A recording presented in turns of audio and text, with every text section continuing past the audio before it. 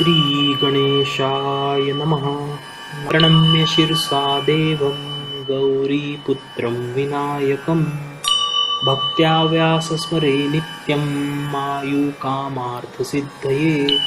प्रथमं वक्रतुण्डं च एकदन्तं द्वितीयकं तृतीयं कृष्णपिङ्गाक्षं गजवक्त्रं चतुर्थकं लम्बोदरं पञ्चमं च षष्ठं विकटमेव च सप्तमं विघ्नराजेन्द्रं ध्रुववर्णं तथाष्टमं नवं बालचन्द्रं च दशमं तु विनायकम् एकादशं गणपतिं द्वादशं तु गजाननं द्वादशैतानि नामानि त्रिसन्ध्याया पठेन्नर ननच्च विघ्नभयं तस्य सर्वसिद्धिं करो प्रभो। विद्यार्थी लभते विद्यां धनार्थी लभते धनं पुत्रार्थी लभते पुत्रान् मोक्षार्थी लभते गतिम्।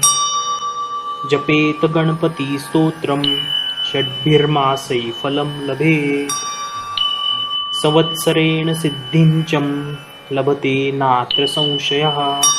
अष्टभ्यो ब्राह्मणेभ्यश्च लिखित्वां यं समर्पयेत् तस्य विद्या भवेत् सर्वा गणेशस्य प्रसादतः। इति श्री नारदपुराणे संकटनाशनस्तोत्रं सम्पूर्णम्।